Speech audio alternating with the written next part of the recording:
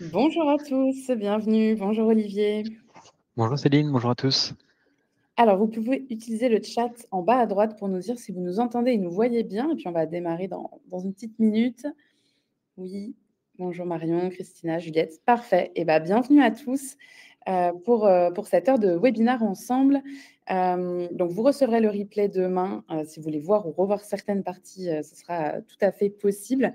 Et vous avez donc là le chat et en bas à droite aussi donc les questions. Donc n'hésitez pas tout au long de la présentation à noter vos questions dans cette partie-là. Ça nous permettra de les mettre en avant à la fin et d'y répondre pour que tout le monde en profite. Hop, très rapidement, donc aujourd'hui, je suis accompagnée de Olivier, donc de notre partenaire Caravelle, qui va pouvoir vous accompagner sur le vaste sujet de la retraite, qui est un grand sujet pour tous et surtout pour les freelances, parce qu'il y a des conditions particulières. N'hésitez pas d'ailleurs à utiliser le chat pour nous dire quelles sont vos attentes. Est-ce que c'est plus sur le fonctionnement? Est-ce que c'est plus sur les conditions? Combien il faut épargner, etc. On a déjà pas mal de slides, mais comme ça permettra à Olivier d'en dire un peu plus et d'approfondir s'il y a certains points qui sont plus importants pour vous. Donc là, vous pouvez utiliser le chat pour ça. Et pour les questions, ce sera l'onglet questions, du coup, comme son nom l'indique. Moi, je vais être toujours disponible dans le chat si vous avez des questions un peu autres sur Malte, je suis là. Et puis, je reviendrai plutôt à la fin pour la partie FAQ, donc du coup, avec Olivier sur précisément la retraite. Voilà, on a déjà des premières questions sur le montant, les organismes, etc. On va pouvoir traiter tout ça. Et il y aura bien un replay, ouais, effectivement. Bon, voilà. Olivier, je te laisse la main et moi, je reviens plutôt à la fin. Le premier élément sur lequel je voulais revenir pour avoir une retraite optimisée, c'est surtout vous parler du fonctionnement de la retraite. Souvent dans les débats, on nommait un petit peu que la retraite en France est constituée de 3 principaux piliers. Et ces 3 piliers, souvent, ils sont résumés au premier qui est le régime de base, celui par répartition, où en fait l'ensemble des actifs cotisent pour l'ensemble des actifs actuels cotisent pour l'ensemble des retraités actuels. Donc ça, c'est un système qui a été mis en place en 1945, qui est un système de solidarité intergénérationnelle, et c'est celui qui un peu stigmatise tous les débats actuellement. Donc ce qu'il faut savoir, c'est que ce régime de base, il est commun, quel que soit notre statut professionnel, et il va fonctionner de la même façon. Il va y avoir parfois, à la marge, des petites différences sur les taux de cotisation ou autres, mais ce qu'il faut retenir, c'est que ce régime-là fonctionne par répartition et il est commun quasiment à tout le monde. Le deuxième gros pilier, c'est le pilier des complémentaires retraite.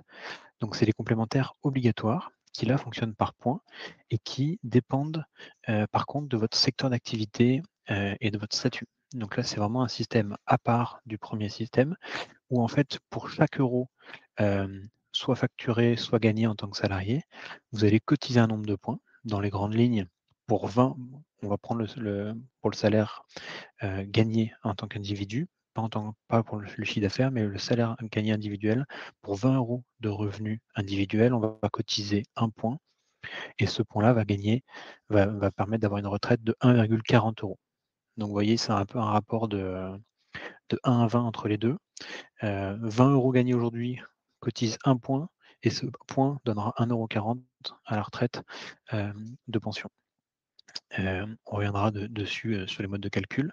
Et le troisième gros pilier, c'est les régimes supplémentaires qui, eux, sont par capitalisation. Donc, c'est eux qui nécessitent des versements volontaires, soit de votre entreprise, soit à vous en tant qu'individu. Donc, c'est vraiment des versements facultatifs et volontaires qui vont être investis et qui seront débloqués le jour où vous partez à la retraite. Donc, c'est sur celui-ci, vous avez le plus de leviers d'action. Les 2 autres étant plus des logiques de compréhension pour savoir combien est-ce que vous cotisez et combien ça vous donnera dans 10, 20 ou 30 ans en fonction de votre âge à la retraite. Si vous avez des questions, n'hésitez pas à utiliser l'onglet questions pour qu'on puisse y revenir très rapidement. Donc on va revenir sur le régime de base et le mode de calcul de ce régime de base. Donc, ce qui est important de savoir, c'est que ce régime de base, par répartition, c'est le même pour tout le monde. Et comment est-ce qu'on calcule le montant de votre retraite? En fait, quand vous partez à la retraite, quel que soit votre âge de départ, on va prendre votre revenu annuel moyen calculé sur vos 25 meilleures années. Alors, c'est un peu différent si on a fait de la fonction publique, mais si on n'a jamais été dans la fonction publique, c'est les 25 meilleures années qu'on multiplie par le taux plein, donc à 50%, et qu'on calcule évidemment par rapport au nombre de trimestres validés. Et ça nous donne le, le montant moyen qu'on obtiendra. Ce qu'il faut savoir, c'est que ce régime de base, il est plafonné aux alentours de 1 830 € par mois. Donc si jamais vos meilleures années multipliées par votre taux dépassent ce montant-là, vous serez cantonné quand même à 1 830 €.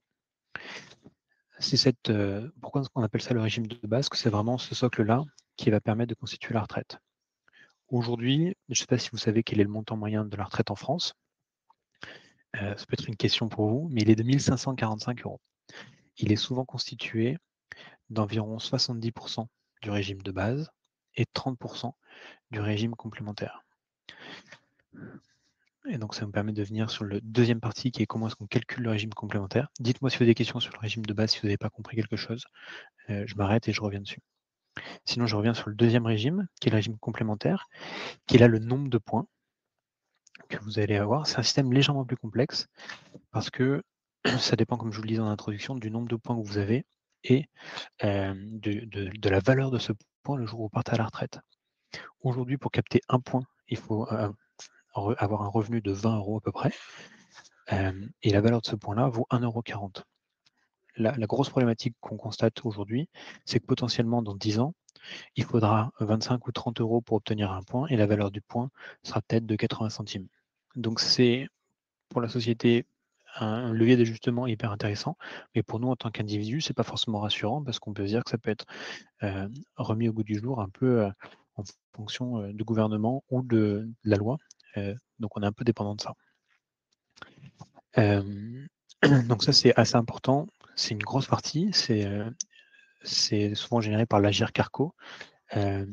Et ça représente dans certains cas, notamment pour vous en tant qu'indépendant, jusqu'à 50% du montant de votre pension. Et ici, il n'y a pas de plafond. C'est-à-dire que c'est vraiment le nombre de points par la valeur du point que vous avez constitué et vous pouvez vraiment maximiser votre retraite grâce à ça.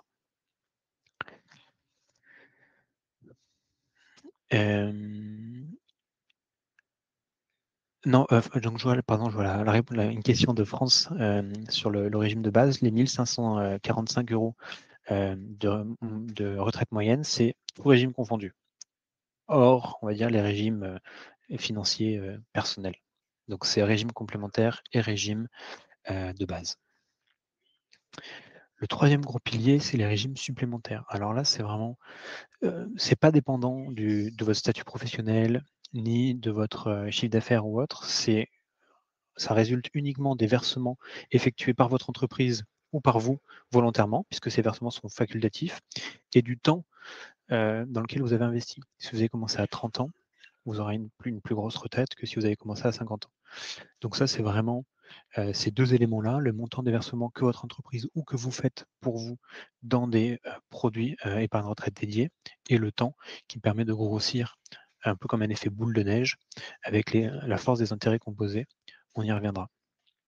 Quand on est plus proche de la retraite, ces régimes supplémentaires-là peuvent être intéressants, notamment d'un point de vue fiscal, parce qu'ils permettent en fait de venir réduire son impôt, son revenu imposable sur l'année en cours, et donc de bénéficier d'une capacité d'épargne supplémentaire. J'y reviendrai dessus. J'ai une question de Barbara, c'est quoi exactement des versements dans les plans épargne retraite? Je vais y revenir juste après. Un plan épargne retraite, donc c'est un produit d'épargne dédié à la préparation de la retraite. Donc c'est une enveloppe fiscale qui vous permet d'investir soit vous avec votre compte en banque personnel, soit avec le compte en banque de votre entreprise dans ce produit-là. Tout ce que vous investissez peut être déduit de votre revenu imposable. Donc si jamais vous avez un revenu imposable à 60 000 € et que vous versez 6 000 € sur votre PER, vous serez imposé non plus sur 60 000, mais sur 54 000. Donc ce gain d'économie d'impôt est assez important et vous permet d'investir plus pour votre retraite. Mais ça, je vais revenir rapidement. Et pareil, j'aurais une question d'Anaïs Bernard concernant le montant maximum pour la retraite de base. Les 1 830 € de plafond, c'est pas le plafond pris en compte, c'est le plafond final. Donc c'est 3 600 fois 50% et pas 1 800 fois 50%. Donc les 1 800, c'est la résultante finale qu'on peut toucher comme pension tous les mois à la retraite sur le régime de base. Voilà, j'espère, je réponds un peu aux questions, donc je pars peut-être un peu dans tous les sens, vous me dites si c'est pas clair. Pour résumer, donc il y a un régime de base qui est plafonné à 1 830 € de pension par mensuelle, qui dépend de votre statut et de vos 25 meilleures années de revenus.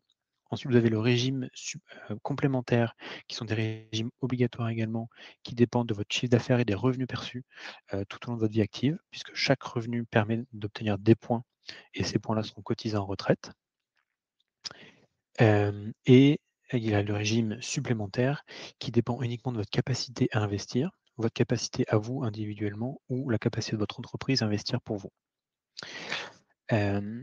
Juliette, le taux dans le régime de base, il dépend de votre nombre de trimestres validés. C'est-à-dire que si vous êtes en pension en carrière complète, vous aurez un taux à 50%. Par contre, si vous partez à la retraite sans carrière complète, pour X ou Y raison, votre taux sera peut-être pas à 50%, mais il sera peut-être à 45 ou à 40. Ce qui fait que ça peut venir réduire un petit peu le montant de la pension. Voilà. Je reviens un petit peu en arrière pour la validation des trimestres, puisqu'il y a des seuils minimum pour valider les trimestres en fonction des revenus. Donc là, c'est vraiment par trimestre pour les assimilés salariés. Je fais bien la remarque parce qu'on va venir voir juste après, certainement pour vous, micro-entreprise, qui vous êtes plus concernés, les seuils de chiffre d'affaires par micro-entreprise. Mais si vous avez été salarié par le passé, pour valider un trimestre par an, il fallait avoir au moins 1 782 € de revenus bruts perçus sur l'année et 7 128 € sur les 4 trimestres. On ne peut jamais cotiser plus de 4 trimestres dans une année. Donc si jamais votre revenu excède ces seuils-là, il n'y a pas d'éléments supplémentaires. Donc là, c'est juste les seuils pour valider un trimestre et pour avoir une carrière complète et donc obtenir le taux à 50% d'une carrière complète.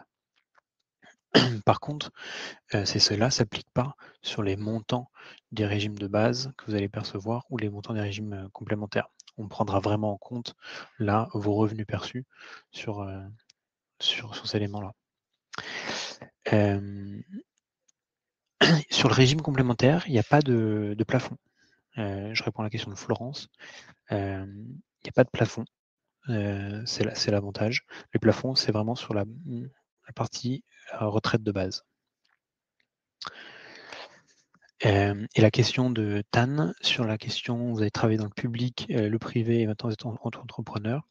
En fait, pour chacun des statuts que vous aurez dans votre vie active, on sait très bien que aujourd'hui nos carrières ne sont plus linéaires, elles sont hachées, on change de statut, on change de secteur, on change pas mal de choses. On prend en compte les revenus perçus chaque année, quel que soit votre secteur. En fait, in fine, comment ça fonctionne?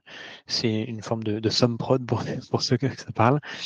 On va définir donc pour chaque catégorie et type d'activité que vous aurez, les cotisations que vous avez effectuées sur une année en cours et un revenu. Et donc, un peu comme vos impôts, à la fin de l'année, quelle que soit votre activité, vous déclarez un revenu imposable, quels que soient les sous-segments de la composition de vos revenus, et on prend ce chiffre-là global pour le lisser sur les 25 meilleures années. Les seuils, c'est par... je vois la question d'Arnaud sur les seuils, c'est par an que les seuils sont mis en place.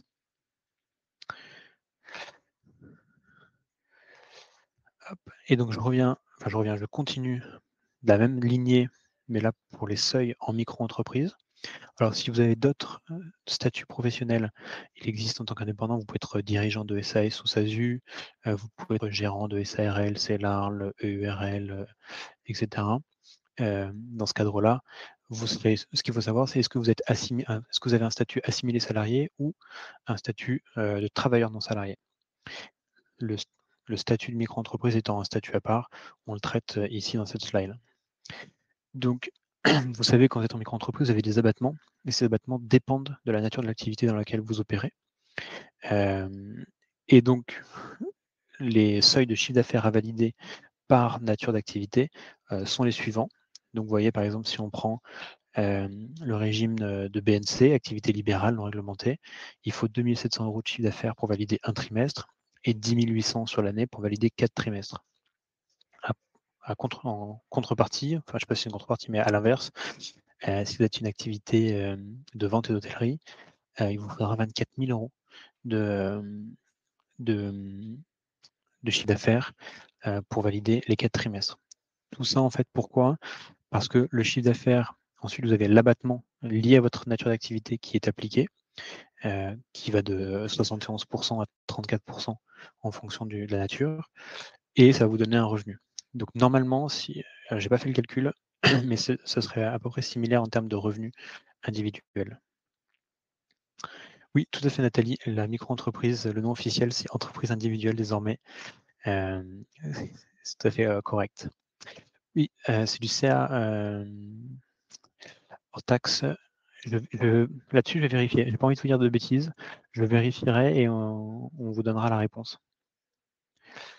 Et le taux d'abattement, ce n'est pas une question bête du tout. En fait, il y a une forme de forfait qui a été mis en place par l'administration pour les entreprises individuelles, anciennement micro-entreprises, qui indique votre niveau de revenu par rapport au chiffre d'affaires effectué. Plutôt que de faire des charges réelles en vous disant bah, on a tel chiffre d'affaires et on vient déduire chaque charge professionnelle que vous pouvez avoir, il y a un abattement qui est mis en place et on considère par nature d'activité que tel abattement s'applique à telle nature d'activité. Par exemple, pour les ventes hostellerie, le taux d'abattement est de 71%. Ça signifie que pour 10 000 € de chiffre d'affaires, on va considérer que vous avez 2 900 € de revenus liés à ce chiffre d'affaires-là. Pourquoi? Parce que c'est souvent, on prend l'exemple pour l'achat-revente de marchandises. Imaginons que vous vendez en tant qu'entreprise individuelle des stylos sur Internet. Si vous vendez 1 € le stylo, mais vous l'achetez 50 centimes, si vous vendez 10 stylos, vous ne faites pas 10 € de revenus, vous faites 10 € de chiffre d'affaires, dont 5 € de revenus dans les grandes lignes. C'est un peu ça la logique de l'abattement lié à ça. Merci Arnaud de confirmer que c'est bien du CA hors taxe là-dessus. Et Mélodie, c'est ça, ils sont en termes de chiffre d'affaires.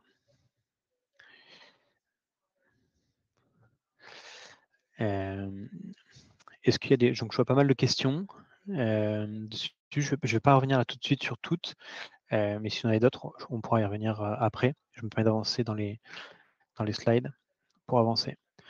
Donc jusque-là, je voulais juste revenir sur quoi retenir sur le fonctionnement général de la retraite, parce qu'aujourd'hui, sauf grand changement, l'âge de départ à la retraite est à 64 ans. Il faut 172 trimestres validés, donc 43 années de cotisation pour avoir ce fameux taux plein des 50%, sachant qu'on ne peut jamais cotiser plus de 4 trimestres par an, et même avec un cumul des statuts. Pour le calcul du régime de base, on prend les 25 meilleures années que vous avez, et tous les statuts sont pris en compte à ce niveau-là. Donc là, c'était vraiment les éléments génériques pour revenir dessus.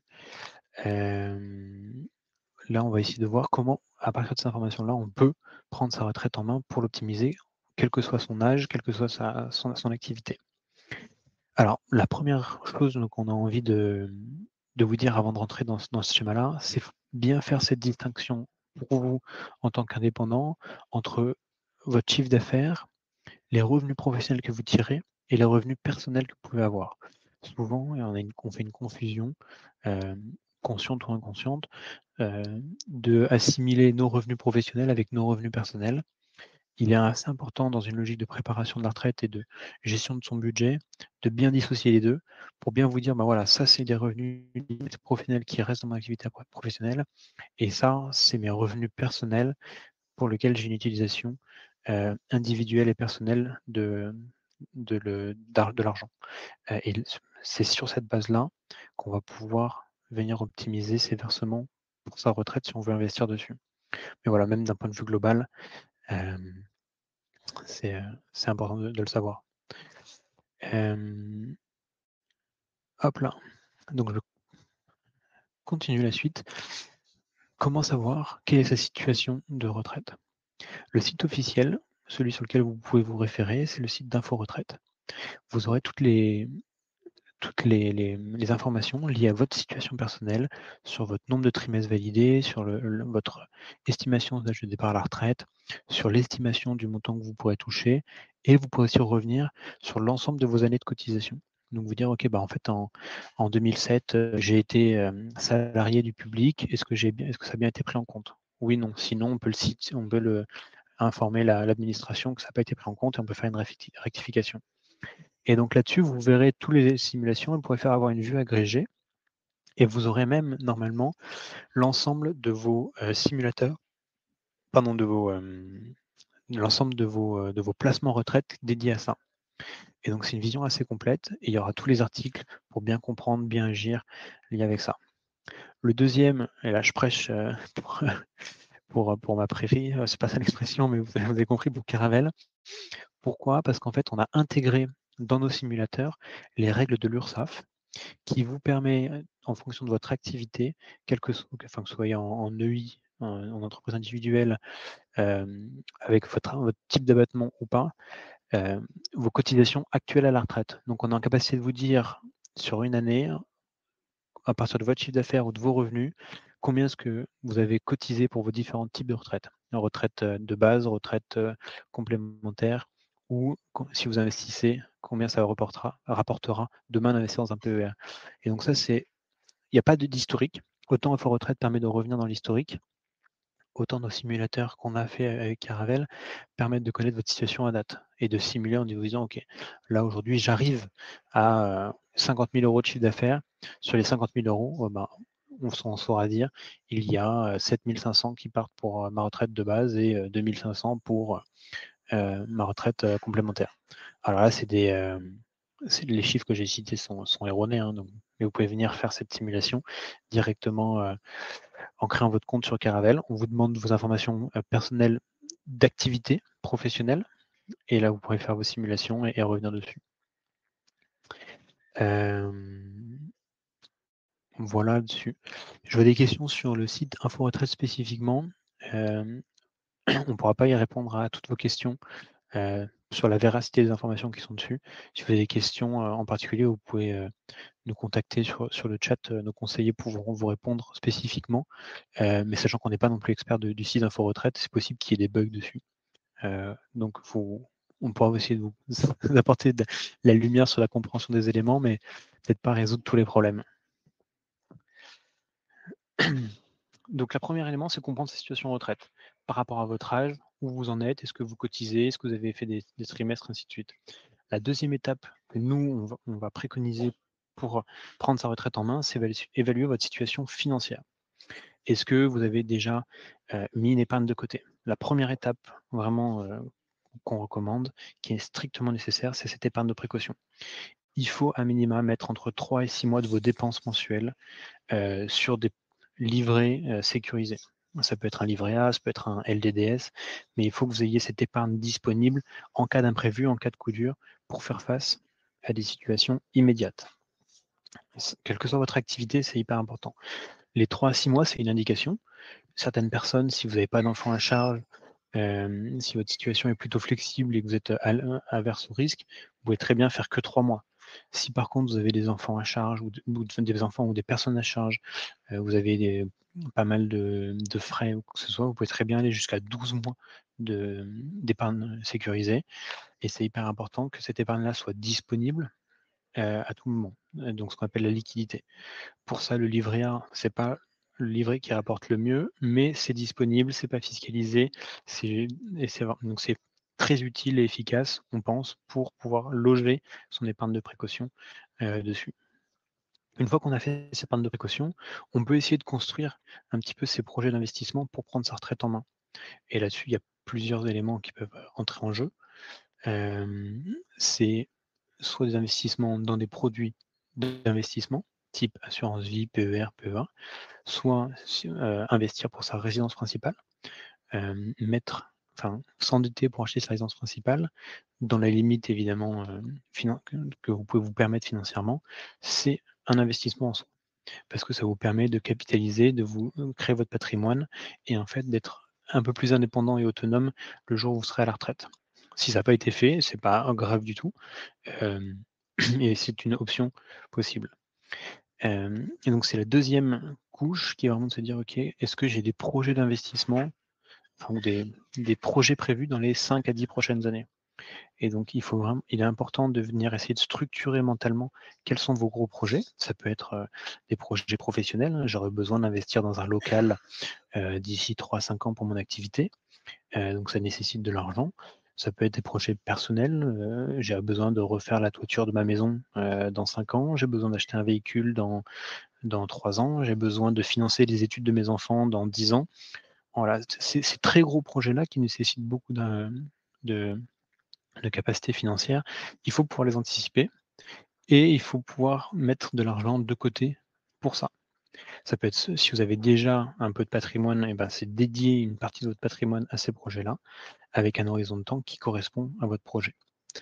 Et la retraite étant un projet à part entière, il faut, et c'est un peu un must have, alors désolé pour le franglais, c'est strictement nécessaire. On ne on n'a plus les moyens aujourd'hui de ne rien faire pour notre retraite. Et donc il faut absolument investir régulièrement et un petit peu pour sa retraite, pour venir combler un déficit, soit de perte de revenus le jour où on arrête de travailler, soit le déficit, sociétal qui peut arriver quand on voit les débats sur la réforme des retraites. Nous, on va venir défendre le modèle des retraites français, mais il nécessite des ajustements qui ne doivent pas être simplement des ajustements techniques. Et nous, en tant qu'individus, il faut qu'on se prépare à différentes éventualités pour ne pas se retrouver le désarmé, on va dire, par rapport à ça. Alors désolé, j'étais parti dans mon dans mon laïus et du coup, j'ai un peu loupé vos questions. Hem, alors oui, il y a un code parrain pour Caravelle, on vous en parlera, c'est Malte, tout simplement, MALT. Hem, Jean-Michel, est-ce qu'on peut cotiser à la retraite en travaillant? J'ai été mis à la retraite contraint, tout à fait. Il y a il y a ce qu'on appelle le cumul, emploi-retraite qui existe, c'est un statut, particulier. Et c'est un point important, hein, on sait que sur les 55, pardon, les 51-65 ans, il y a un Français sur 5 qui n'est ni à la retraite ni actif parce qu'ils ont du mal à retrouver du travail ou, ils ont été mis de côté et c'est hyper important aussi de se préparer quand on un peu en amont, quand on est plus jeune, à cette possibilité qu'en fait, à un moment donné, on va arriver dans une phase de vie où on sera, ni à la retraite ni actif et donc il va falloir aussi, anticiper cette alternative-là. On vous partagera cette présentation, évidemment avec plaisir. Donc une fois qu'on a hop, pardon, je reviens en arrière. Est-ce que là, une fois qu'on a évalué sa situation financière, donc on a mis de côté sur son épargne de précaution, qu'on a mentalisé ces différents gros projets de dépenses qui peuvent arriver, et ben, il y a ce qu'on appelle le flux, et donc c'est combien on arrive à investir tous les mois, pour ces différents projets. Ah oui, j'avais pas vu l'onglet questions. Aïe. Merci pour la notification Arnaud. J'ai beaucoup de questions en retard. Alors, je fais juste une repasse rapidement pour l'ensemble des questions, voir si je peux y répondre rapidement, sinon j'y reviendrai après. Est-ce qu'on paye des impôts sur le compte retraite supplémentaire? Christina, j'y reviendrai tout à l'heure, sur le PER. Ornella, il faut valider tous les trimestres ou avoir le CA global en année suffit? Alors là, je ne sais plus à quel, il faut valider tous les trimestres ou avoir le CA global en fin d'année suffit. Alors, j'ai un doute, je dirais à chaud qu'un CA global en fin d'année suffit, pour valider, à vérifier. Arnaud, comment calculer la différence de revenus à la retraite entre une activité salariée à vie et une salariée? Alors ça, c'est Anne, pardon, c'est pas Arnaud. C'est une question très difficile, il faut revenir vraiment de façon spécifique sur votre situation, parce qu'il y a pas de règle, générale. Hem, Jade, donc même sans mettre de côté, si on a du CA, on a cotisé pour la retraite. Alors oui, vous cotisez à la retraite. Quelle que soit votre activité, si, même quand on est au chômage, enfin quand on touche les allocations retour emploi, on cotise à la retraite. En tant que par contre, si vous avez aucune activité, que vous n'êtes pas en ARE, là vous ne cotisez pas et donc c'est important de, mettre en place quelque chose. Est-ce que c'est moins que si on était salarié? C'est pas ça que c'est forcément moins, c'est juste que votre taux de cotisation va être supérieur pour acquérir les mêmes droits. Hem, dans les grandes lignes, si vous cotisez, 8,5 de vos revenus en tant qu'indépendant, vous toucherez la même chose que pour un salarié qui cotise 7,6. Donc c'est infime, comme différence, mais ça existe et ça impacte négativement les indépendants. Hem, donc le taux d'abattement, on y a répondu. Existe-t-il un site gouvernement pour les trimestres validés? cinforetraite.fr. Comment savoir le nombre de trimestres validés? cinfo.fr. Maxime, oui, à vérifier, mais normalement avec 7 128 € facturés sur un trimestre, on valide les 4 trimestres sur l'année. Je j'ai un doute en vous disant ça, mais normalement c'est ça. Zoé, Noé, oui, vous pouvez racheter les trimestres manquants et il est financièrement souvent plus intéressant de les acheter quand on est jeune plutôt que quand on approche de la retraite. C'est souvent assez cher. Vous pouvez regarder combien ça coûte. Ça dépend de pas mal de paramètres qui sont liés à votre activité, votre âge, et ainsi de suite. Mais plus vous faites jeune, plus c'est intéressant de le faire pour vous. En tant qu'indépendant, votre régime complémentaire dépend de la nature de votre activité. Je vous réponds à vous, Anne. Votre régime complémentaire dépend de votre nature d'activité et de votre statut. Donc je ne pourrais pas vous répondre spécifiquement dessus. Il faudra me donner, et ça peut être l'Agir Carco, ça peut être, je vais revenir sur la slide dédiée à ça. Hop là, c'est celle-ci. Ça peut être l'Aircantec, ça peut être la CNAV. Il y a 11 caisses différentes, donc c'est assez large. Christina, lorsqu'on a travaillé plus de 15 ans à l'étranger, il faut voir les conventions qui existent entre le pays dans lequel vous avez travaillé et le système de retraite en France. Chaque pays a un système de convention binational qui permet souvent d'avoir une transcription des droits acquis à l'étranger en France. Lionel, sur votre régime supplémentaire, on y reviendra. On va en parler. Quand on est à France Travail, cotise-t-on sur les 2 régimes? Corinne, est-ce qu'on cotise pour les 2 régimes à France Travail? C'est une bonne question. Si je répondais, je vous dirais des bêtises, donc je ne vais pas répondre tout de suite. Je me dépêche parce que le temps passe et je vais répondre à vos questions et continuer sur la présentation. Pour le régime de base, comment se fait le calcul sur les 25 meilleures années quand on a plusieurs caisses? L'ensemble des caisses seront prises en compte. En fait, l'ensemble des caisses sont mises en commun, ce qui vous donne un total pour le régime de base. Oui, Julien, il existe malheureusement une échelle de points différente en fonction des différentes caisses de retraite. C'est toute la spécificité des systèmes de retraite en France, c'est qu'il y a beaucoup de particularités. C'est en fonction de si on est ancien cheminot, si on est fondeur, si on est dans la sidérurgie, si on est dans la santé.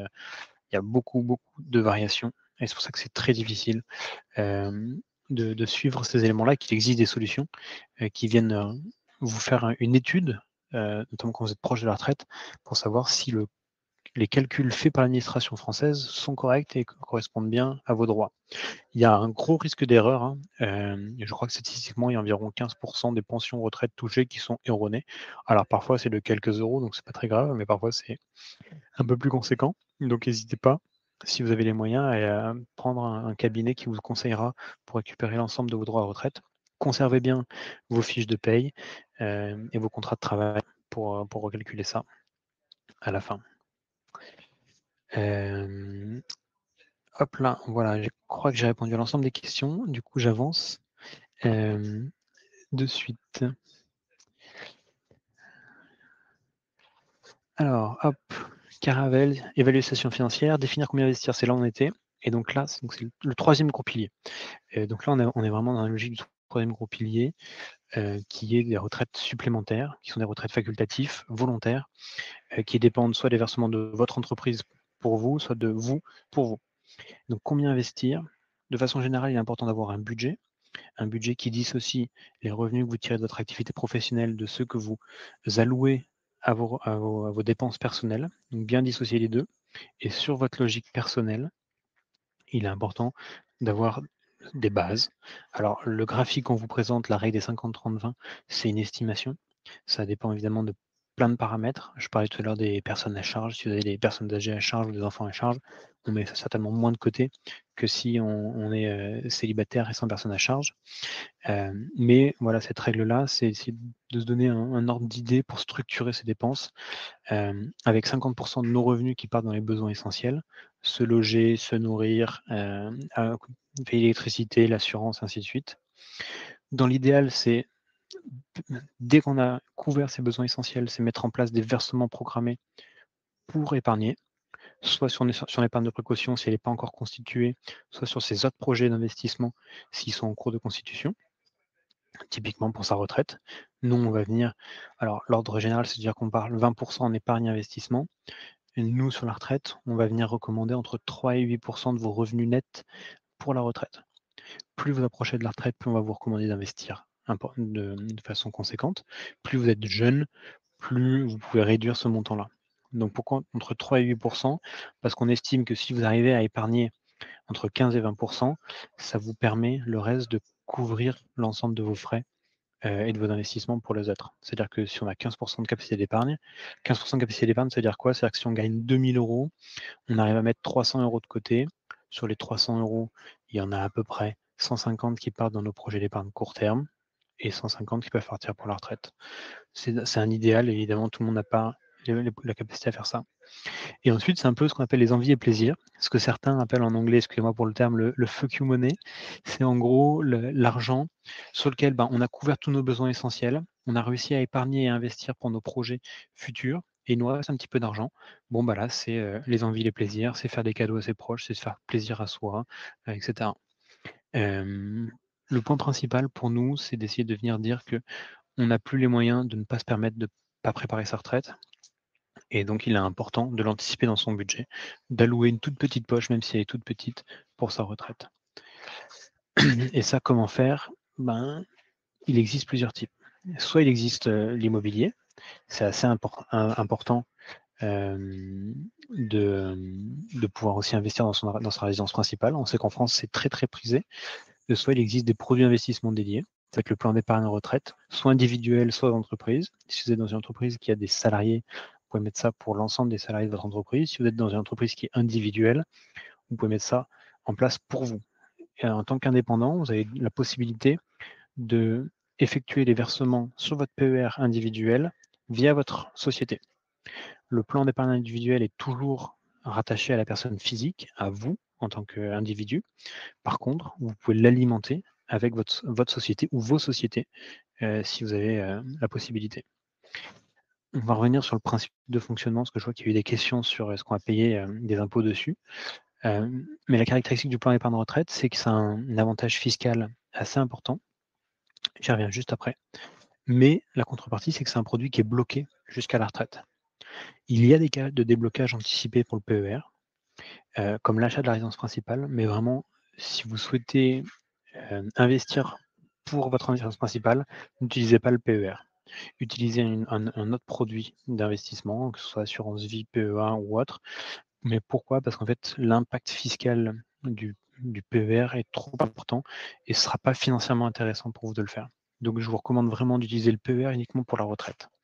L'assurance vie peut être utilisée pour la retraite et l'avantage, c'est que vous pouvez retirer vos fonds à tout moment si vous le souhaitez. C'est une enveloppe très ouverte et que ce soit au sein du PER ou de l'assurance vie, vous pouvez investir de façon très diversifiée dans de l'immobilier, dans des fonds actions, des obligations, de façon mondialement diversifiée, ainsi de suite. Mais ça, on pourra y revenir plus tard. Donc l'avantage fiscal du PER, je vous en parlais en introduction tout à l'heure. Pour chaque versement que vous effectuez dans votre PER, il peut être déduit de votre revenu imposable. Donc dans l'exemple là, si vous gagnez un revenu imposable de 50 000 € et vous versez 10 000 € dans votre PER, vous allez être imposé sur 40 000 € et plus sur 50 000. L'imposition en France, je ne sais pas si vous le savez, fonctionne en fonction de la TMI, donc la tranche marginale d'imposition. Donc c'est la tranche de revenu dans laquelle vous vous situez. Si jamais vous êtes célibataire sans enfant et vous êtes une seule part fiscale, et que vous gagnez 50 000 €, vous serez dans la TMI à 30 parce que vous gagnerez entre 28 000 et 82 000 euros. Ce qui veut dire que sur cet argent-là, vous payez 30 d'impôts. Ça ne veut pas dire qu'au global, vous payez 30 d'impôts sur ce que vous gagnez, hein, ça veut juste dire que sur cette tranche de revenu-là, vous payez 30 d'impôts. Ce que ça implique pour votre PER, c'est que si vous avez versé 10 000 euros sur le PER et que vous n'êtes plus imposé sur 50 mais 40, et ben vous n'allez plus payer d'impôts sur la tranche entre 40 et 50. Là, vous aurez dû payer 30 d'impôts. Donc, en versant 10 000 euros sur un PER, vous économisez 3 000 euros d'impôts. Et ce qui est significatif, parce que cet impôt va vous permettre justement d'avoir soit plus de pouvoir d'achat pour vivre au quotidien, soit investir mieux pour votre avenir. La contrepartie de cet investissement-là, et c'est une des questions, est-ce qu'on sera imposé plus tard? Oui. En fait, en déduisant vos versements du PER de votre revenu imposable, ces revenus seront réimposés le jour où vous débloquerez l'argent de votre PER, donc le jour où vous partez à la retraite. Quand vous partez à la retraite, il y a 2 possibilités de débloquer son argent de PER, soit sous forme de rente. Donc c'est-à-dire que vous vous dites: «Ben voilà, moi j'ai envie de bénéficier tous les mois d'un petit peu de mon argent» et donc on va tous les mois vous verser 100, 200, 400 € en fonction du montant que vous avez sur votre PER jusqu'à votre décès. À l'inverse, et donc cette somme-là va être imposée comme vos prestations de pension retraite, au même titre que si vous gagnez de l'argent et du revenu. Par contre, vous pouvez aussi décider de débloquer en totalité votre argent. Et ce qui veut dire qu'imaginons que vous avez versé sur la totalité de votre vie 30 000 € sur votre PER, vous décidez de tout débloquer le jour où vous partez à la retraite, et ben ces 30 000 € là seront réimposés dans votre revenu imposable. Ça reste intéressant pour nous pour 2 raisons. La première, c'est qu'on a rarement besoin de débloquer la totalité de notre PER le jour où on part à la retraite. Et la deuxième, c'est que même si on le fait, eh ben souvent, quand on part à la retraite, nos revenus diminuent grandement. Et donc, en fait, cette diminution de revenus, même si on débloque notre PER, le gain va être substantiel. Alors, voilà, j'espère que j'ai été clair là-dessus. N'hésitez pas, j'aurai des questions en cours. Et vous me dites, donc Florence, si on investit dans le PER avec sa société, le montant investi vient en déduction du chiffre d'affaires. Tout à fait, ça devient une charge. Alors, ça dépend de votre type de société. Si vous êtes une société à l'IS, à l'impôt sur les sociétés, vous ne pouvez pas faire vos versements via la société sur le PER. Par contre, si vous êtes à l'IR, vous pouvez, et ça viendra comme une charge et comme une rémunération du dirigeant. Donc, ça vient réduire votre impôt sur la société. Jean-Michel, il semblerait qu'on ne puisse plus cotiser en PER si on a liquidé, même contraint sa retraite. Est-il possible dans ce cas de se dominer l'étranger pour une retraite tardive? Alors, c'est en effet le cas, et on ne va pas recommander dans tous les cas d'investir dans un PER quand on est en pré-retraite. On va plutôt vous conseiller d'autres types de produits financiers parce que la logique, c'est surtout que vous puissiez investir pour plus tard. Je ne sais pas si c'est intéressant de se domicilier à l'étranger. Ce n'est pas quelque chose qu'on recommanderait de façon intuitive. Ça peut apparaître un petit peu de l'optimisation. Par contre, il existe d'autres produits d'investissement qui peuvent être dédiés à votre cas, qui peut être intéressant. Peut-on avoir depuis un compte pro? Oui, Marie, on peut avoir un PER depuis un compte pro. Donc ce PER, comme je disais, vous appartient en tant qu'individu, mais les versements que vous faites peuvent être faits depuis votre compte en banque professionnel de votre société. Voilà. Et si on est à la maison des artistes, alors Marie, c'est une bonne question. C'est un cas très particulier, j'ai pas la réponse tout de suite. J'ai pas envie de vous indiquer, de vous induire en erreur. Sur les cas justement des versements pro ou perso, je vous montre 2 cas différents. Donc là, les cas sont un petit peu jeunes, donc pour ceux qui sont un peu plus avancés en âge dans la prestation, je m'excuse d'avoir pris des cas aussi jeunes, mais ça fonctionne pareil pour tout le monde. Donc si on prend par exemple Camille qui a un revenu imposable de 45 000 €, elle est célibataire sans enfant, donc une TMI à 30 %. En plaçant 3 000 € sur son PER, elle est donc imposée à 42 000 € et donc son économie d'impôt est de 900 €. Les 30 % de sa tranche marginale d'imposition fois le montant de son versement, donc 900 €. Si on prend le même cas, mais pour un versement professionnel, on a repris le même prénom Camille. Voilà, on parle d'un chiffre d'affaires à 80 000 € et 30 000 € de bénéfices imposables. Si Camille place 30 000 € sur son PER avec son compte pro de sa société, son bénéfice imposable est donc de 27 000 € et donc l'économie d'impôt est donc de 3 000 avec les prestations sociales, de 30 fois 30 pour la flat tax, plus les prestations sociales dessus de 9,7, donc de 1 190 €. Donc c'est souvent plus intéressant d'un point de vue professionnel, d'autant que c'est quelque chose que j'ai pas mis dans la présentation, mais sur lequel je pourrais le rajouter plus tard. Les seuils sont pas les mêmes. C'est-à-dire que sur le PER, la limite d'investissement est, est plafonnée par l'État. En tant qu'individu, pour les versements personnels, votre limite est indiquée sur votre avis d'imposition. Sur votre avis d'imposition, en page 2 ou 3, vous avez écrit le plafond épargne retraite. J'aurais dû le mettre dans la présentation, je suis désolé, j'ai oublié de le mettre, mais je vous enverrai un article dédié. Et donc, dans votre avis d'imposition individuel, vous avez en page 2 ou 3 le plafond épargne retraite, qui est la limite des versements que vous pouvez effectuer à titre personnel sur un PER. Vous verrez que ce plafond-là est reportable chaque année. Donc, si vous n'avez pas fait de versement l'an dernier, vous pouvez en bénéficier cette année pour réduire votre impôt. Ça ne veut pas dire qu'il est intéressant pour vous d'investir tout ce montant-là, mais ça veut juste dire que fiscalement, vous pouvez déduire jusqu'à tel montant. Et c'est reportable jusqu'à 3 ans. Donc ça, c'est assez intéressant. D'un point de vue professionnel, de façon globale, pour calculer ce montant, le plafond des versements personnels est limité à 10 % de vos revenus imposables. Donc si vous gagnez 10 000 €, vous serez imposé votre plafond de versement est à 6 000 €. Si vous gagnez moins de 40 000 €, il y a un plafond minimum donc de 4 000, c'était 4 114 l'an dernier, c'est légèrement plus cette année, qui vous permet de déduire jusqu'à ce montant-là, même si vous gagnez moins de 40 000 €. Pour les versements professionnels, c'est assez important parce que le seuil est optimisé. C'est plus seulement 10 % de vos revenus individuels, c'est 10 % de votre revenu imposable, plus 15 % de la fraction de votre revenu imposable entre le PAS, donc le plafond de la sécurité annuelle de la sécurité sociale, et votre bénéfice imposable. Ce qui peut grandement améliorer votre limite de versement. Donc si vous faites un bénéfice imposable supérieur au PAS, qui est de 47 000 € en 2025, alors il est intéressant pour vous de faire des versements à titre professionnel. Si votre bénéfice imposable est inférieur au montant du PAS, alors il vaut mieux faire des versements à titre personnel et bénéficier des reports de plafond des années précédentes. Le CA est à l'année, tout à fait. Donc c'est vraiment, quand je parle du chiffre d'affaires sur l'année, c'est sur l'année fiscale en cours, donc du 1er janvier au 31/12. Hervé, est-ce que le système de rachat de trimestre est conseillé si nous n'avons pas acquis les 172 trimestres? Ça dépend de votre âge et du montant de vos trimestres. Ça peut être très intéressant de le faire, mais c'est vraiment un cas qu'il faut étudier de façon individuelle. Alors je reviens sur les questions et vous me dites s'il y a d'autres points. Est-ce que la notion de versement pro a un sens dans le cadre d'une autre entreprise? Non, ça n'a pas de sens.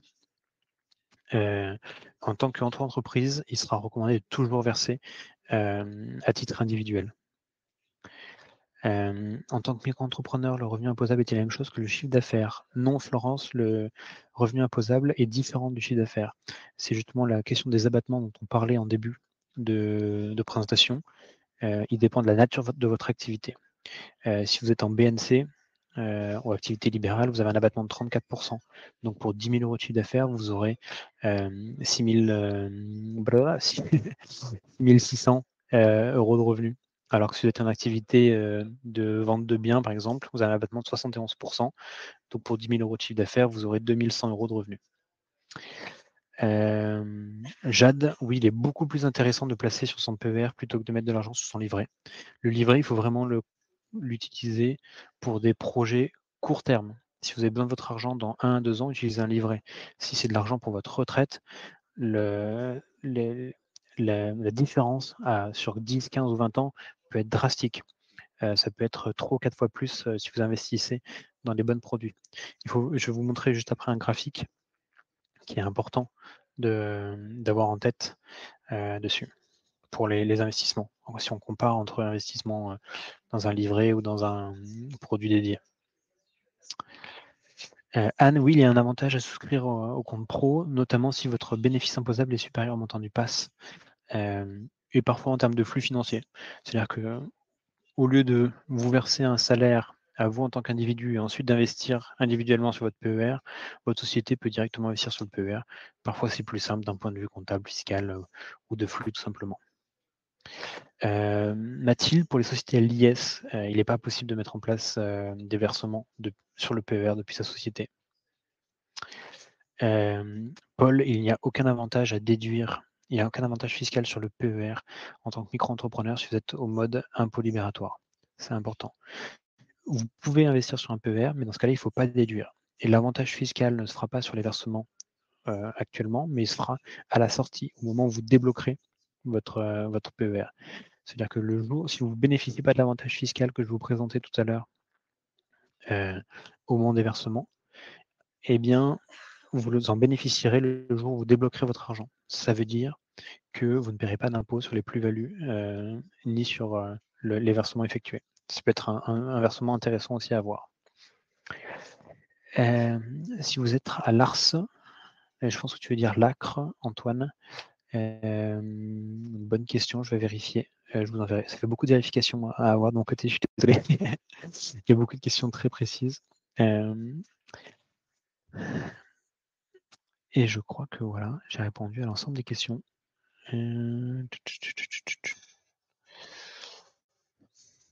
Michel, comment calculer le montant de la rente pour le PER en fonction du capital sur le PER? Est-ce que nos ayants droit peuvent bénéficier de la rente après décès? Oui, Michel, le montant de la rente est calculé en fonction de votre âge au moment du déblocage, de la table de mortalité en vigueur l'année du déblocage, selon l'INSEE, et en fonction de votre âge de décès, vos ayants droit pourront bénéficier de la rente. Vous avez ce qu'on appelle aussi de la pension de réversion.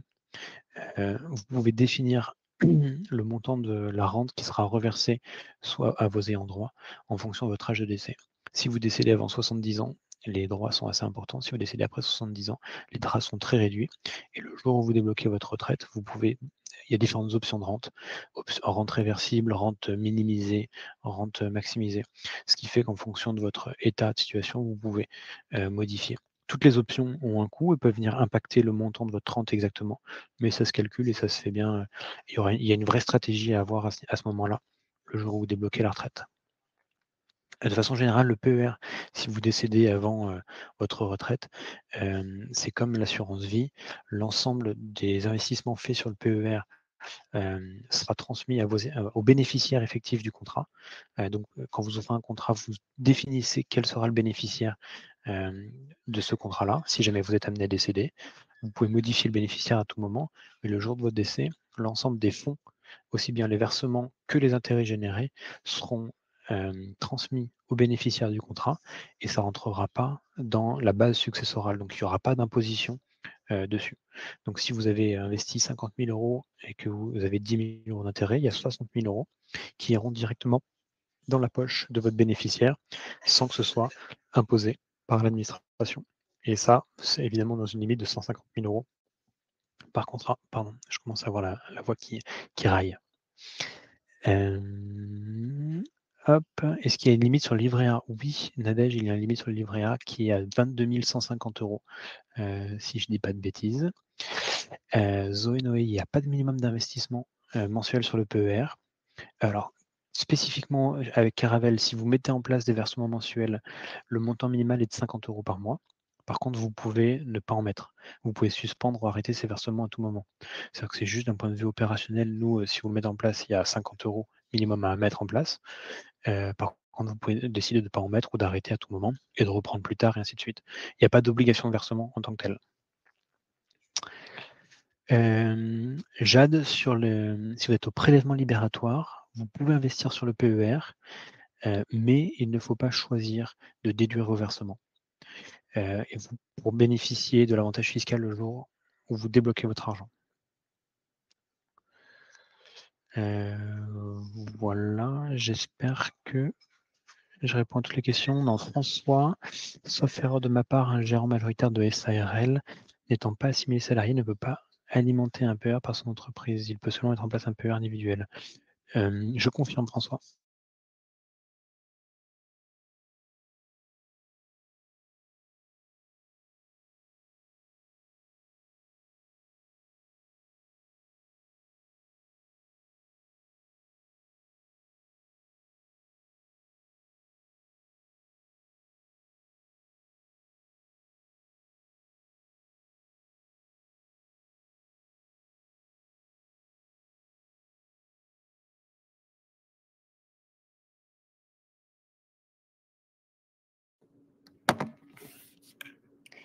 Alors effectivement, il y a un bug de son. Je ne sais pas si moi vous m'entendez. Je vous laisse me dire dans le chat. Vous m'entendez? OK, parfait.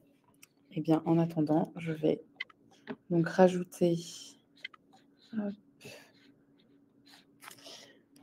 la page que vous me demandiez tout à l'heure, qui est donc la page avec, les informations, pour Caravelle avec, l'offre Malte. Du coup, en tant que partenaire, on a une offre spéciale, pour la communauté Malte, donc n'hésitez pas à aller voir.